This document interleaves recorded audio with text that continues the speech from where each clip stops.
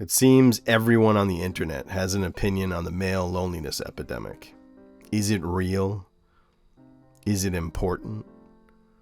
Is it worth talking about? Is it a hoax? Is it made up? Is it the fault of the sad and lonely men? What do the movies have to say about it? In this video, we'll dive into the male loneliness epidemic on film. The movies are proof that male loneliness is nothing new, and the themes that have evolved into an epidemic have been around for decades. In order to do this, we'll have spoilers for the following films. And heads up, this is not a political channel. If you are interested in playing the game right versus left, there's plenty of places on the internet you can do that. This isn't one of them. The truth is, I don't think either side has the answers, or are even interested in giving them to you. They are more interested in playing the game of red versus blue. But this is not meant to be my opinion. I'm not particularly interested in my opinion, and I don't expect you to be either. This is my interpretation of what these particular films are saying, although I'm sure my point of view will creep through. I can't help that, but I can promise it will not line up in lockstep with the left or the right. But I'm not interested in talking about what I think. What do the movies say about male loneliness? Chapter 1. Falling in Love with Your Cell Phone. In Spike Jonze's film Her, after a devastating divorce, Joaquin Phoenix's Theodore falls in love with the operating system of his phone, an artificial intelligence voiced by Scarlett Johansson. The film is technically science fiction, but barely. In the real world of 2023, we have AI girlfriends, dating simulators, real dolls, webcam girls, and all kinds of substitutes for the real thing. Theodore is part of this system too. It is his job to write greeting cards for those who cannot express themselves. It is a job to simulate feelings for people he will never know. Part of why the loneliness epidemic is so prevalent today is the myriad ways society offers to avoid feeling in real contact with another human being. In this world, you can easily live your life away from everyone, interacting with a screen or an AI or a person you will never meet. In the end, Joaquin Phoenix's character entered into the relationship with his OS in order to avoid the pain of a real relationship with a real girl. But the AI in Spike Jonze's film is not like what so many men are resorting to now. Fake simulations of a real girl. The AI in Her is the real deal. It is sentient and capable of connecting in a way that is authentic. He truly falls in love with her. But with real love comes real consequences, and he eventually discovers she has grown beyond him, and then discovers she is simultaneously talking to thousands of others and in love with hundreds of them. Spike Jonze's film, Her, tells us the avoidance of pain by using AI and simulations can never truly keep us away from pain.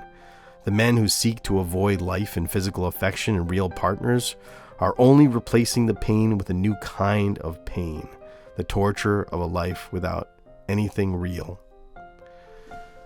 What happened to make us this way? What turned our purpose into a life of avoiding pain? In Ari Aster's Beau is Afraid, Joaquin Phoenix's Beau is emotionally stunted, depressed, over-medicated, and alone. He lives in a hellscape amplified by his own imagination, where around every corner there is danger. When his mother dies, he is forced out of his apartment and into the world to get to her funeral. Along the way, he encounters a world of terrifying people and strange events. Beau is an impotent man, avoiding sex, avoiding life, after being emotionally stunted by a demanding relationship with his mother and by the anxieties over the death of his father. The source of his fear is a story his mother tells him about his father's death, and what might happen to him if he follows his father's path. In a beautiful sequence at the center of the film, Beau imagines a life in which he ventured out into the real world, in which he had children and a wife and lost them, in which he risked and found pain. But this is not real. This is just Beau's fantasy. When you are not tested, not put through the initiation ritual that is a life outside of your parents, you become warped.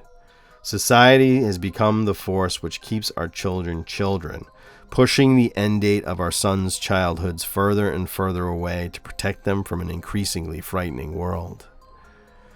But the natural state of living is to be tested, and a man who avoids this cannot grow. There will forever be a boy in a man's body, but a boy can't live in a man's body. The boy comes with its own problems, its own needs. But this is not everyone's story. Some of these men do leave home. Some are tested, but the loneliness doesn't go away. Chapter 3. What are you going to do now? In The Graduate, Dustin Hoffman's Benjamin Braddock comes home from college, lost and having no idea what he wants to do with his life. So many men nowadays drop out of college or find themselves lost and depressed. It isn't a simple question of what job Benjamin wants. It's that he wants something more, something deep and intangible, something he doesn't see waiting for him in the world he has just entered. He lashes out in every way he can and ends up in an affair with Mrs. Robinson, an older woman and wife of his father's friend.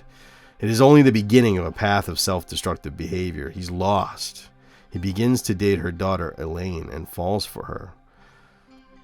The Graduate is over 50 years old, and the feeling of being lost as you enter the real world is something that is universal for men and women, something the film expresses beautifully. But many men today drop out of college before they even get to become the graduate and find themselves without work, without a future, watching the world pass them by. If Benjamin Braddock was lost in a time where the world was waiting for him, for boys like him, what would he be like today? In the end, Benjamin rushes to stop the wedding of Catherine Ross's Elaine, and they find themselves together in the final shot, wondering what they've gotten themselves into. Watch their faces as they realize neither of them know what to do with each other. Perhaps it's unfair to focus so much on Ben's loneliness when Elaine is clearly feeling it too. But that's another worthy subject for another video. And that was then. Now, today, would Elaine even want him? Would anyone want him? Chapter 4. No one likes Ken. As a father of a young girl, I can confirm this. Ken is no one's favorite. I walk out in the backyard, and do you know where I found Ken, Jimmy? Face down in the mud next to a squish lemon. And this is the photo. You took a photo of it, and this is a sign. This is a sign that you got to do this movie. The utter disrespect. I texted it to Greta, and I said, I shall be your Ken. For his story must be told. Yeah. Some commentators saw Ken as an insulting portrait of a modern man, but I don't think that's what the filmmakers intended. The filmmakers intended to present Ken as he is treated in real life by real little girls. An afterthought. An accessory you don't even really like very much. Certainly not as much as the horse or the bicycle. In addition to being cast aside by women, Ken occupies a strange place in masculinity. He's not liked by other men who consider him too much of a pretty boy, too hairless. Ken finds himself not as successful or powerful as the women around him. He has nothing to offer them but himself, and they don't want him. Once upon a time, Barbie would have needed Ken to pay her bills.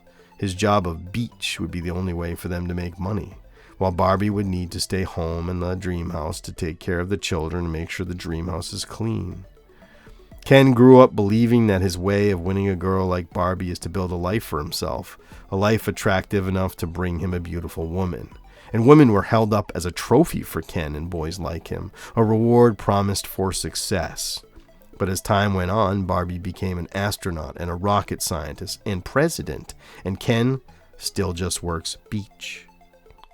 Ken feels like he has nothing to offer Barbie, yet she is still paraded in front of him in endless variation on Instagram and TikTok and OnlyFans as the prize, a prize he has no way of winning. And yet the modern woman rightfully rejects being a prize. They can pay for their own dream house.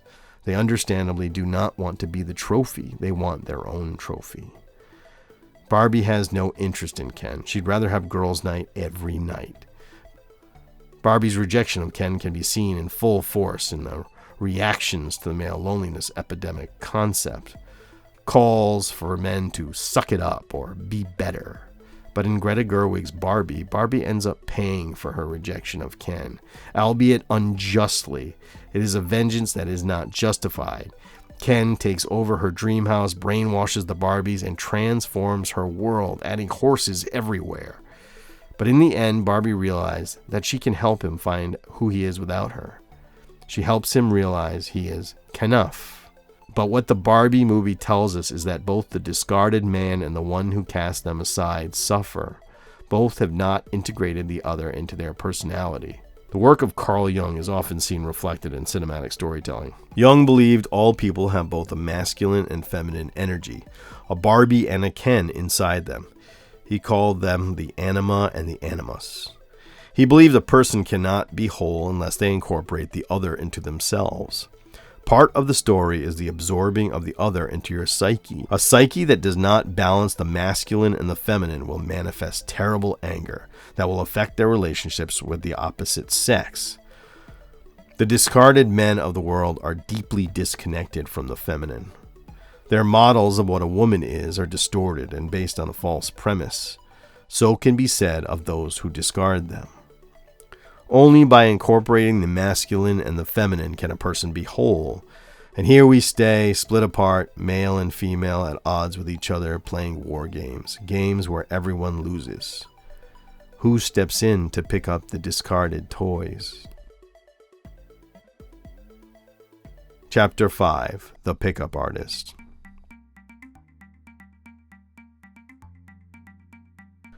In Paul Thomas Anderson's Magnolia, Tom Cruise plays pickup artist T.J. Mackey, a man preying on lonely men, attempting to teach them how to pick up women with lies and deception. Confronted by an interviewer, it is revealed he is hiding his own broken past. It is revealed that he lost his mother at a young age and has lied about it, and it has left him with a hatred for women and seething hatred for his father. He is broken, completely out of touch with the feminine part of his psyche, incomplete, incapable of healing, projecting strength, secretly pathetic, incapable of being whole. As disconnected as his audience is, all he can teach them is to disconnect further. But what these men need is not further disconnect, but the opposite. In storytelling, we talk about a stage called the refusal of the call, where the hero, or protagonist if you will, hears a call to make a change, but chooses at first to do nothing because it is what scares them. If the call has come for us to help these desperate men, then this is what the refusal sounds like. Men were born bad. Men are subhuman, and their loneliness can't be cured because they can't relate to actual human beings. Most men are born useless, and are meant to die alone. Nah, male suicide rate needs to be higher, actually. These men are 100% the most misogynistic demons on the planet and deserve every bit of loneliness they feel, lol. And if we refuse, who steps into our place? Men like this? And what we learn from story is that refusing doesn't let you off the hook. Refuse all you want, and some horrible and unexpected event will come along and force you to take it on anyway. What will that be? Chapter 6: God's Lonely Man. Martin Scorsese's Taxi Driver shows an authentic portrait of a man on the brink of self-destruction, and the violence that can come from society not paying attention. Travis Bickle is an extreme self-portrait of the writer Paul Schrader. I was in a kind of a dark place, drinking and driving. I didn't have a place to live. I had a gun in the car, and I had a pain in my stomach. I went to the hospital, and it was a bleeding ulcer at the age of 26. And I realized in the emergency room that I hadn't spoken to anybody in weeks. And I had just been drifting through the city with this anger here in town in Los Angeles. And with all this anger. And the idea of the taxi cab came to me, this yellow metal coffin floating through the sewer of the city with this boy trapped inside who can't get out, who looks like he's in a crowd, but he's desperately alone. And I said, that's who I am. I'm the kid in that cab. And I wrote that story as self-therapy because I figured if I can write about him, I don't have to become him.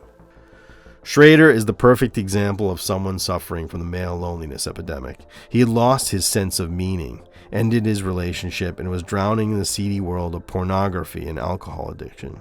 Imagine what someone like Paul would do in the world of today, where every kind of pornography you can possibly imagine is a few clicks away. You don't even have to leave your house. Taxi Driver tells the story of a veteran who'll drive a taxi anywhere, anytime, and dreams of having some effect on the world, unleashing a violent retribution in some way or another. He begins to stalk a politician after becoming obsessed with a beautiful young woman who works for him. Travis takes a risk and asks her out, but takes her to his favorite kind of movie, and the date ends badly. Travis grows increasingly unstable, shaves his head into a mohawk. He is on a warpath. He begins to plot to kill the politician, but when his plan falls apart, he switches gears and rescues a young prostitute from her abusive pimp, intending to kill himself in the process. The papers label him a hero. Travis talks throughout the film in gorgeous, nightmarish voiceover about his desires to make some impact on the world, to wipe away the scum. But his sick, venal. Someday a real rain will come and wash all this scum off the streets. But his final actions show this voiceover is meaningless. Travis's belief system does not matter.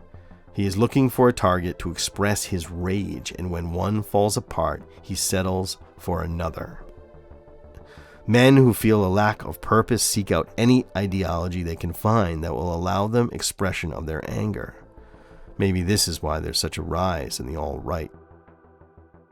In Todd Phillips' Joker, Arthur Fleck is abused and bullied, suffering from chronic pain and mental illness, discarded by society. He begins a relationship with a single mother, which is eventually revealed to be a fantasy.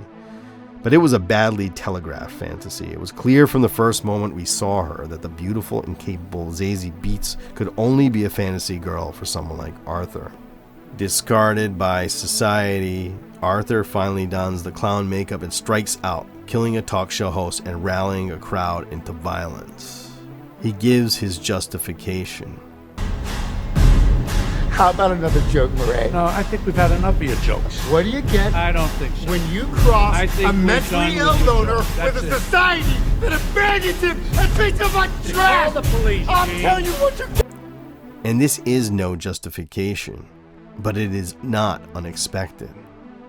The Joker is the origin story of a villain and a stark warning for society. For those who ignore or reject the epidemic of loneliness, The solution to male loneliness is literally just being a better person. should Arthur Fleck just be better? Maybe it is the result of the consequences of his actions. But truly, can Arthur Fleck just be better? With his chronic pain, his uncontrollable laughter? Can he lift weights and fix his posture, get a job, put on some cologne, and get the girl next door?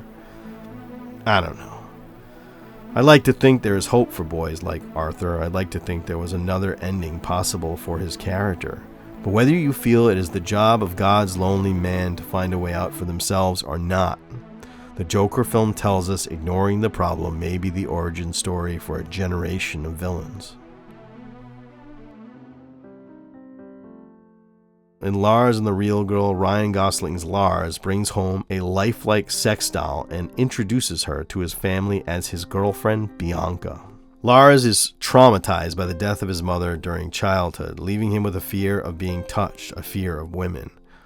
Unlike many of the other portraits of loneliness mentioned here, Lars and the Real Girl ends on a hopeful note. Instead of shaming him, his family is advised to treat Bianca as if she is real, and Lars slowly acclimates to the real world. He eventually lets go of Bianca, imagining she has died. He is healed and begins a life without her, and there are hints that he will find real love with a living, breathing woman in the end. Lars and the Real Girl shows a potential of hope for the lost and lonely man.